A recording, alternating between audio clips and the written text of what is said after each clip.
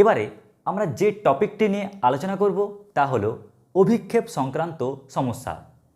এই অভিক্ষেপ সংক্রান্ত অঙ্ক দুই রকমের হয়, একটি স্কেলার অভিক্ষেপ এবং অপর আরেকটি অভিক্ষেপ হলো ভেক্টর অভিক্ষেপ।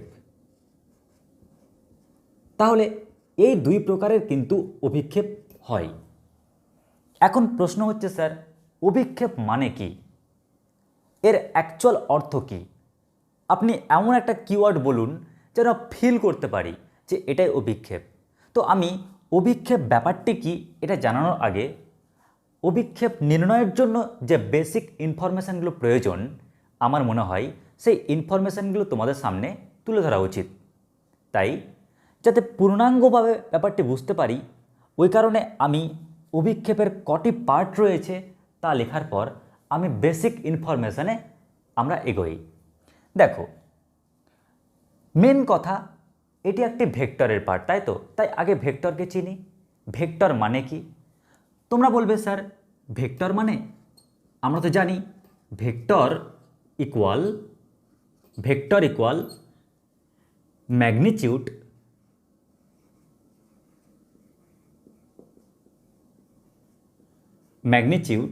With direction.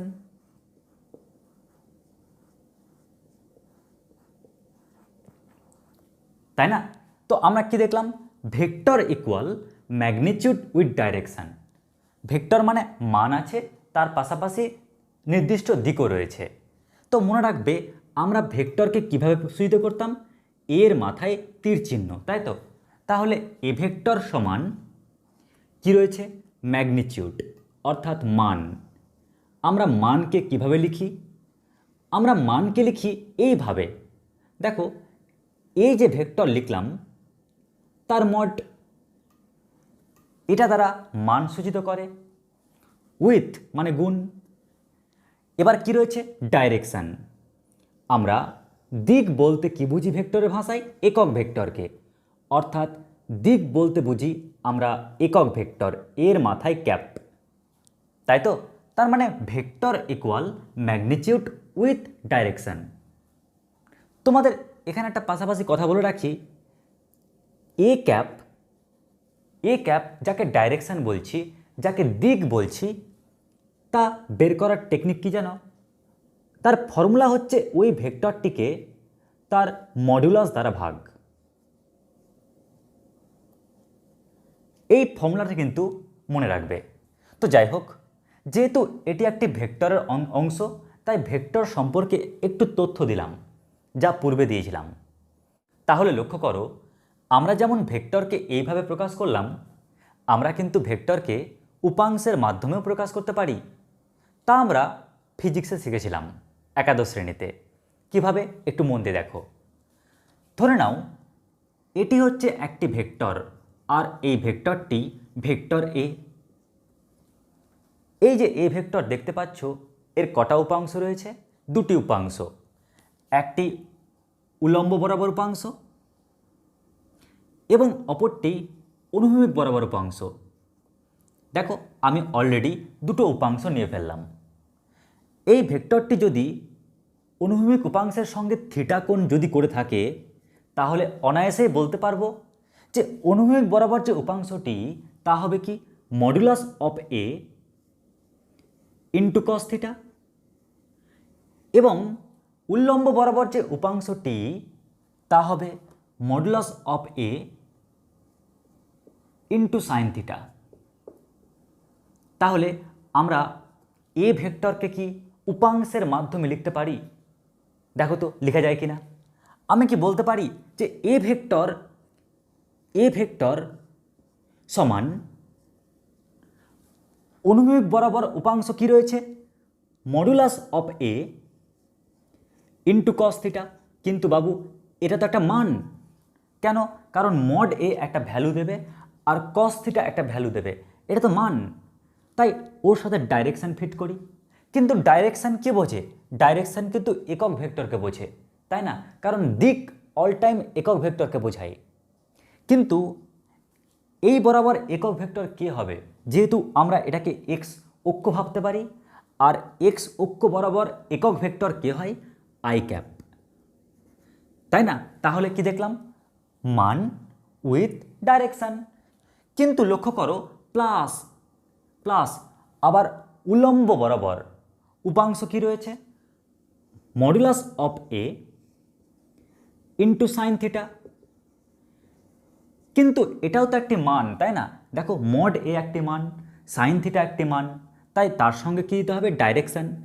কিন্তু কিন্তু ওয়াই অক্ষ বরাবর ডাইরেকশান কি হয়, আমরা জানি এক্স অক্ষ বরাবর ডাইরেকশান যেমন আমরা আই ক্যাপ দিই, ঠিক তেমন উলম্ব বরাবর যদি ওয়াই অক্ষ ভেবে নিই, তাহলে ওয়াই অক্ষ বরাবর উপাংশ হবে জে ক্যাপ।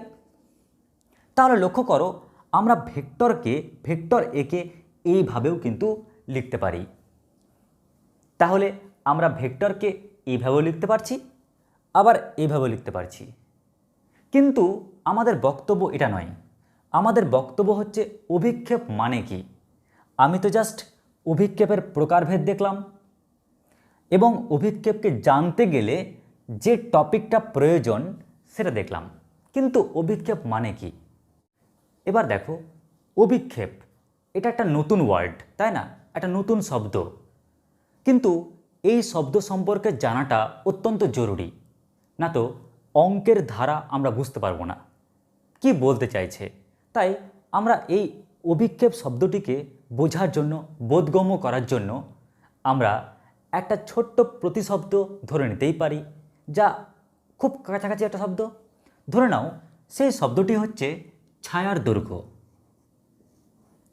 সেই শব্দটি হচ্ছে ছায়ার দৈর্ঘ্য।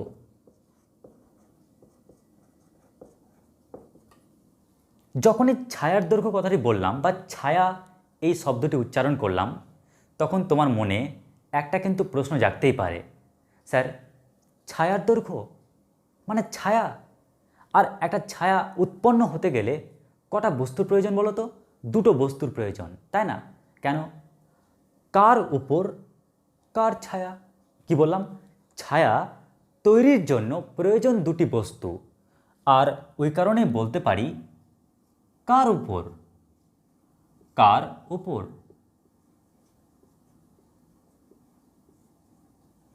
কার ছায়া, কার উপর কার ছায়া।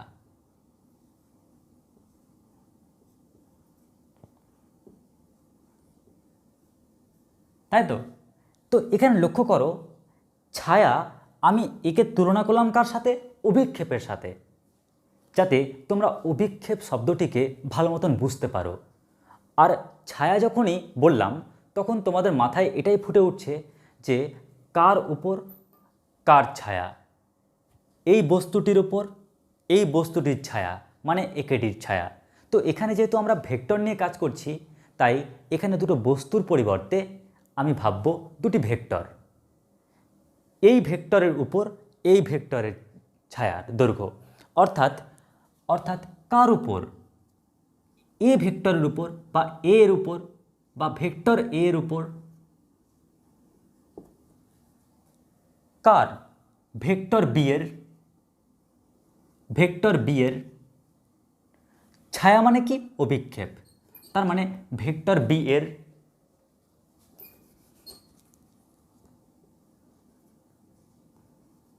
অভিক্ষেপ।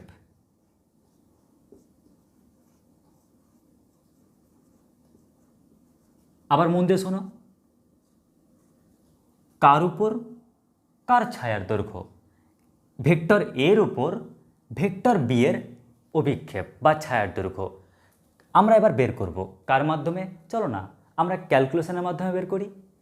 ক্যালকুলেশনটা অত্যন্ত সোজা। কীরকম দেখো, আমি প্রথমে একটি ভেক্টর নিলাম, আর ধরে নিলাম এই ভেক্টরটি হলো ভেক্টর এ। কেন? কারণ ওর উপর ছায়ার দৈর্ঘ্যটা ফেলবো, তো তাই ভেক্টর এর উপরে কার ছায়ার দৈর্ঘ্য? ভেক্টর বি এর। অর্থাৎ এই ভেক্টরটির নাম দিলাম ভেক্টর বি।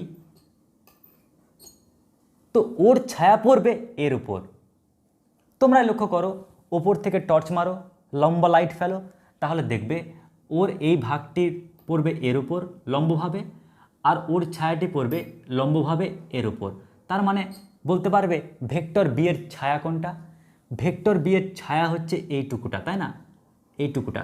তার মানে আমরা এটাকে বলছি কি ছায়ার দৈর্ঘ্য, বা ভেক্টর এর উপর ভেক্টর বি এর অভিক্ষেপ। তার মানে অভিক্ষেপ মানে বোঝাচ্ছে একটা দৈর্ঘ্যকে, যাকে আমরা বলছি কি ছায়া। কার ছায়া? ভেক্টর বি এর ছায়া। কার উপর? ভেক্টর এর উপর। এখন যদি আমরা এই দৈর্ঘ্যটি বের করতে পেরে নিই, ব্যাস তাহলেই আমাদের এই টপিক শেষ। এখন কোন গাণিতিক টেকনিকে এই দৈর্ঘ্যটি বের করবে? তো এটার জন্য আমরা কাজ করি, আমরা এই ভেক্টর আর এই ভেক্টরের মধ্যে একটা সমন্বয় সাধন করি।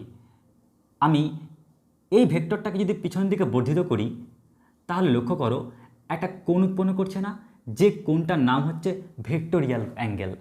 কারণ এই জাংশন থেকে দেখো এই ট্রেনটিও বেরিয়ে গেছে, আর এই জাংশন থেকে এই ট্রেনটিও বেরিয়ে গেছে।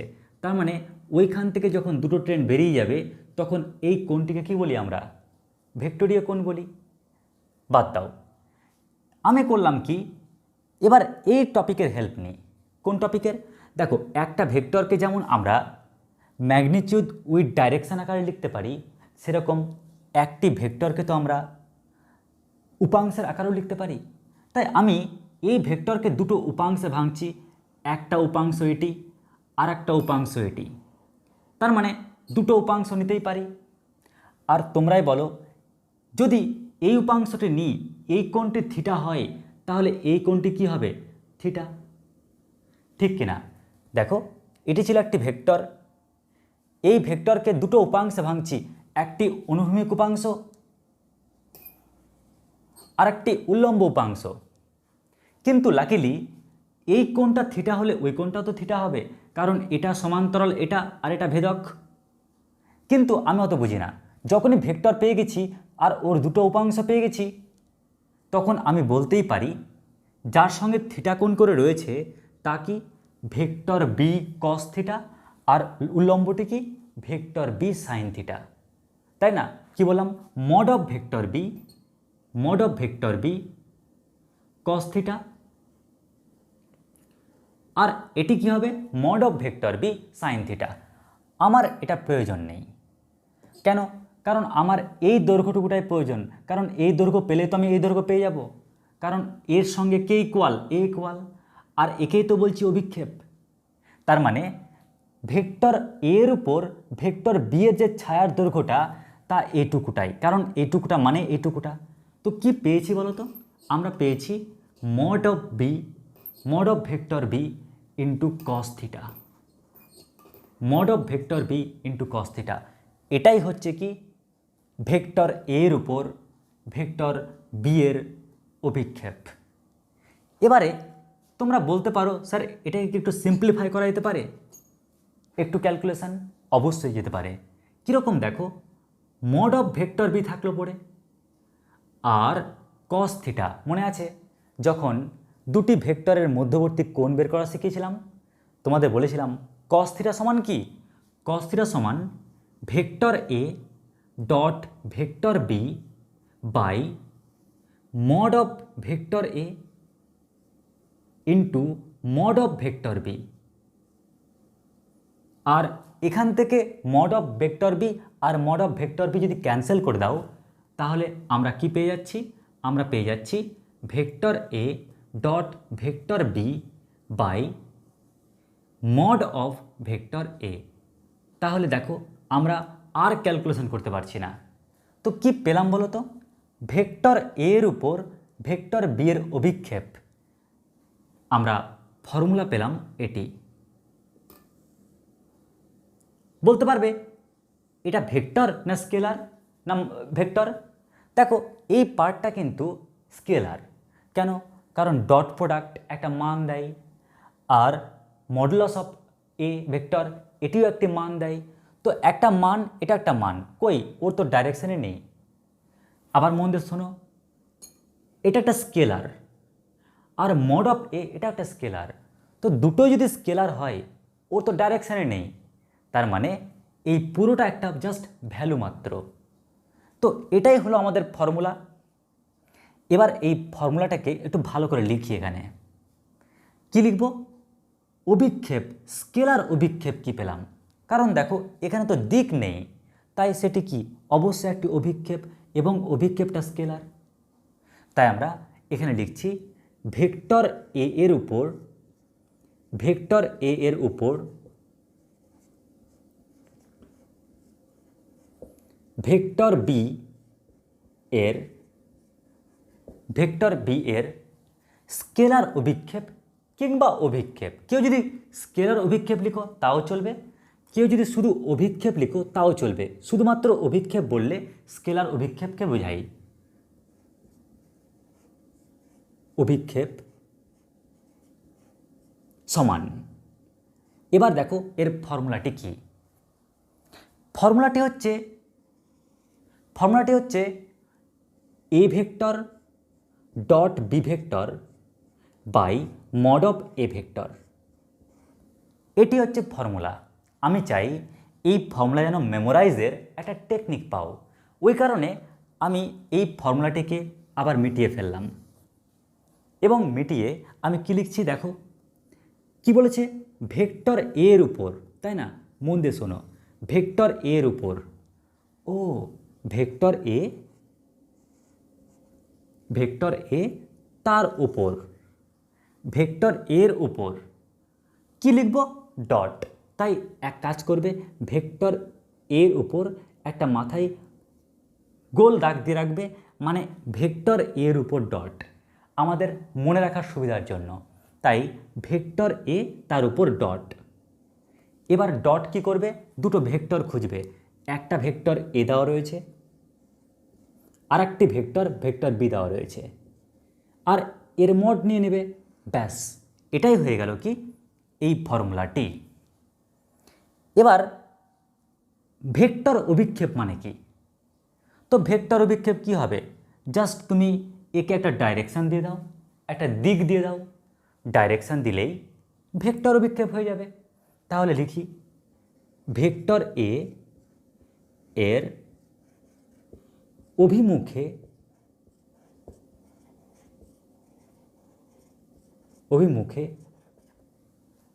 ভেক্টর বি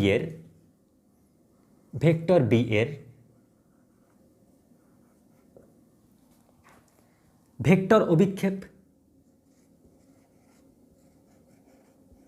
ভেক্টর অভিক্ষেপ। এবার লক্ষ্য করো, যদি তুমি এখানে ভেক্টর কথাটি না লিখতে, তাহলে শুধু অভিক্ষেপ লিখলে বোঝাতো স্কেলার অভিক্ষেপকে। তাহলে ভেক্টর অভিক্ষেপটা কি হবে? সমান। মন দিয়ে দেখো সবাই, প্রথমে তোমরা স্কেলার অভিক্ষেপটিকে লিখো। তো স্কেলার অভিক্ষেপ কি পেয়েছো? স্কেলার অভিক্ষেপ পেয়েছো, নিচে হচ্ছে কি vector A, mod of vector A, আর উপরে কি ডট প্রোডাক্ট। কিন্তু এটা তো স্কেলার, ওর তো দিক প্রয়োজন, একটা ডাইরেকশান প্রয়োজন। কিন্তু তোমরা কি জানো, ডাইরেকশান মানে হচ্ছে একক ভেক্টর, তাই না? তো দেখো কার অভিমুখে, কার ডাইরেকশানে? ভেক্টর এর ডাইরেকশানে। তার মানে আমরা এখান থেকে বুঝতে পারছি ভেক্টর এর দিককে চুরি করেছে ও, তাই না? দেখো ও চুরি করছে কার ডাইরেকশানকে? ভেক্টর এর ডাইরেকশানটাকে চুরি করেছে। চোর এদিকে পালাচ্ছে, আবার পুলিশও এদিকেই পালাচ্ছে, তার মানে দুজনের ডাইরেকশানটা একই। তাহলে বুঝতে পারলাম এখানে আমাকে ডাইরেকশান ফিট করতে হবে, ডাইরেকশান। তো এবার এই ডাইরেকশানটা কি হবে? ভেক্টর এর অভিমুখ বলেছে, তাই ভেক্টর এ লিখব, কিন্তু ডাইরেকশান মানে যেহেতু একক ভেক্টর, তাই আমি এখানে এ ক্যাপ লিখব, এ ক্যাপ। কারণ এ ভেক্টরের ডাইরেকশান, তাই ডাইরেকশান মানে ক্যাপকে বোঝাই, তাই এ ভেক্টরের মাথায় ক্যাপ দেব, এর মাথায় ক্যাপ দেব। ব্যাস, এটাই হয়ে গেল কি সূত্র। তাহলে আমরা আলটিমেটলি দুটো ফর্মুলা পেয়ে গেলাম, একটি এ ভেক্টরের উপর বি ভেক্টরের অভিক্ষেপ, অপরটি এ এর অভিমুখে বি ভেক্টরের ভেক্টর অভিক্ষেপ। আশা করছি তোমরা এই টপিকটি বুঝতে পারলে। এবার চলো দেখি এই টপিকের প্রবলেমে।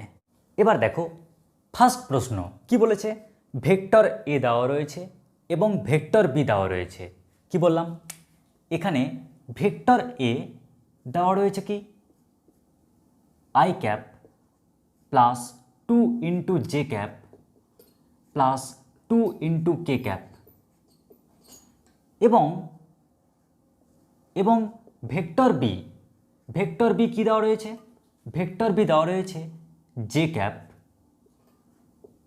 Plus 2 into k cap. তো লক্ষ্য করো দুটো ভেক্টর কত সুন্দরভাবে বলে দিয়েছে। এবার দেখো এখানে দুটো জিনিস চেয়েছে। ফার্স্ট কি, ভেক্টর এর উপর ভেক্টর বি এর স্কেলার অভিক্ষেপ নির্ণয় করো। আর একটি প্রশ্ন, ভেক্টর এর উপর ভেক্টর বি এর ভেক্টর অভিক্ষেপ নির্ণয় করো। তাহলে আমরা প্রথমটা করি, ভেক্টর এর উপর ভেক্টর বি এর স্কেলার অভিক্ষেপ নির্ণয়। কি বললাম, ভেক্টর এ এর উপর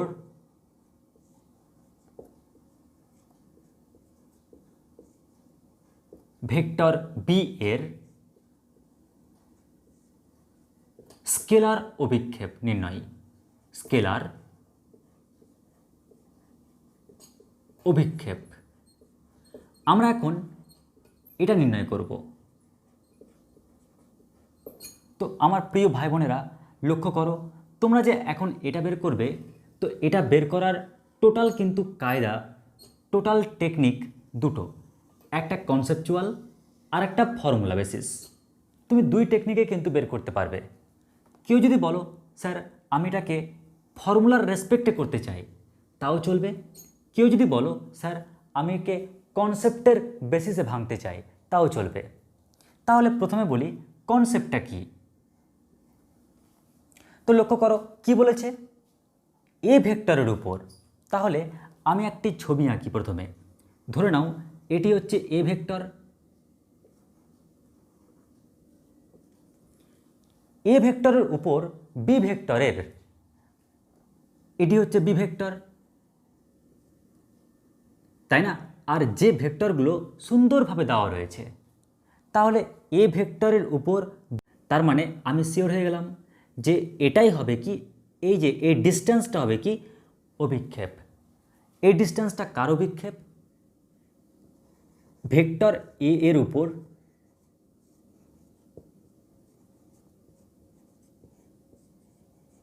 ভেক্টর বি এর অভিক্ষেপ।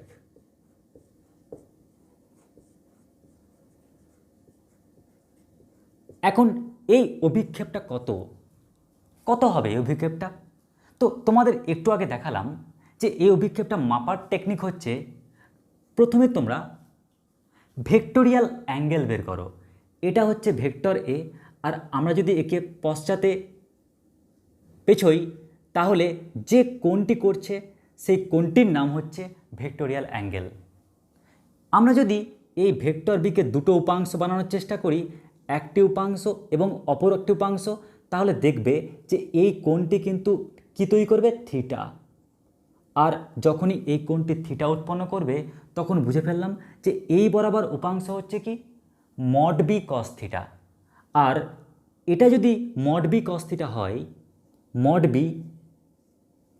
B vector into cos theta যদি হয়, তাহলে এই ডিস্টেন্স মানে তো এই ডিস্টেন্স। তার মানে আমরা বুঝে ফেললাম যে মড বি কস থিটা এটাই হচ্ছে অভিক্ষেপ। এখন আমরা চাই কস থিটাকে তাড়াতে, তাই আমরা করছি কি, আমরা মড বি থাকলো কস থিটার ফর্মুলা কি জানি, আমরা কস থিটার ফর্মুলা জানি A vector dot B vector by mod A into mod B. আমরা কি জানি, A vector dot B vector by mod A into mod B, তাই তো? কিন্তু দেখো একটা মড বি কেটে যাচ্ছে, আর কি পড়ে থাকছে বলো তো? পড়ে থাকছে A vector dot B vector by mod A vector. এবার তুমি তো এ ভেক্টর আর বি ভেক্টর জানোই। আচ্ছা আই ক্যাপ নেই তাই না, তাই 0 ইন্টু আই ক্যাপ। তাহলে আমি যদি ক্যালকুলেশন করি তাহলে অনায়াসে কি লিখতে পারবো, A vector dot B vector 1 into 0 মানে 0 প্লাস 2 ইন্টু 1 মানে 2 প্লাস 2 ইন্টু 2 মানে 4। আর এ ভেক্টরের মড কী হবে, রুট ওভার, দেখো আয়ের কোফিসিয়েন্ট স্কোয়ার প্লাস জে এর কোফিসিয়েন্ট স্কোয়ার প্লাস কে এর কোফিসিয়েন্ট স্কোয়ার মানে 1 প্লাস 4 প্লাস 4। তার মানে ক্যালকুলেশন করে কি পাচ্ছি, 6/√9 মানে 3, আর 6/3 মানে কত হচ্ছে 2। তাহলে লক্ষ্য করো আমরা এ ভেক্টরের উপর বি ভেক্টরের অভিক্ষেপ কত পেলাম, 2 একক।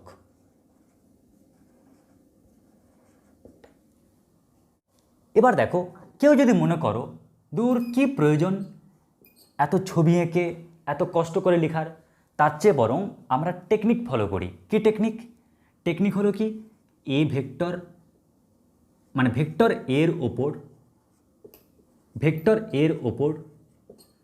ভেক্টর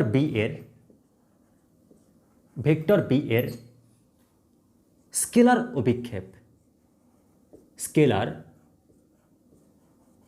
অভিক্ষেপ তো লক্ষ্য করো এই স্কেলার অভিক্ষেপের ফর্মুলা কি, আমি কি বলেছিলাম একটু আগে, তোমরা এই পার্টটাকে বক্সে ঘিরো, কার উপর, ভেক্টর এর উপর কি ডট, শুধু এই চিহ্নটা দিয়ে রাখবে।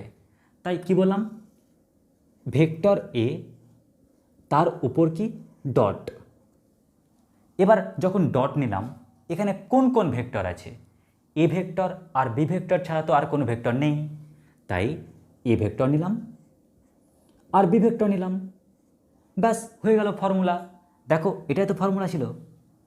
এবার যদি ক্যালকুলেশন করো তো কি পাচ্ছ, দেখো A vector dot B vector 1 into 0 মানে 0 প্লাস 2 ইন্টু 1 মানে 2 প্লাস 2 ইন্টু 2 মানে 4।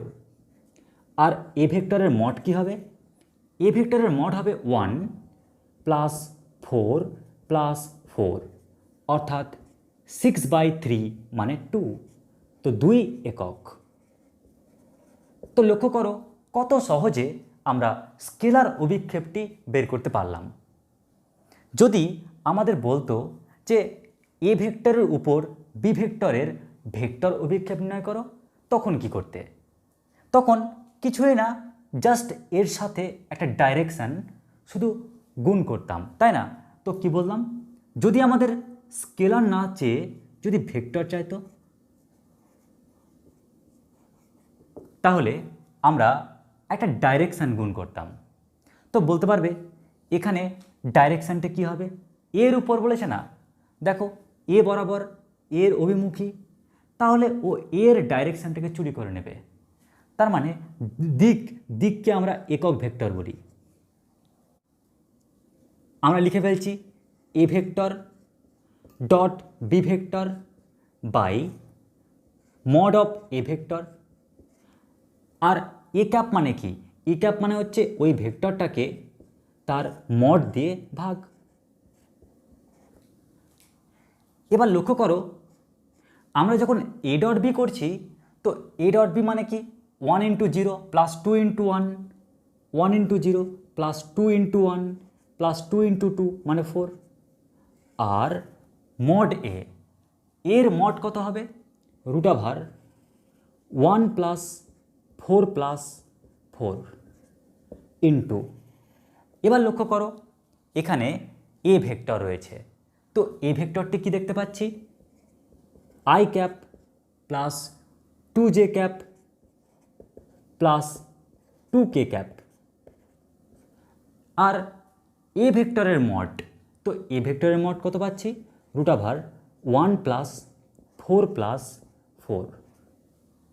তো লক্ষ্য করো আমি যদি পুরোটাকে ক্যালকুলেশন করি তাহলে এটা পাচ্ছি 6/3 মানে 2, রুট ওভার 9 মানে 3, আর পাশে কি পাচ্ছি ভেক্টরটি I cap plus 2j cap plus 2 into k cap. ব্যাস, কিছুই না, জাস্ট আমি এ ডট বি কী বের করলাম, মড এ কি তা বের করলাম।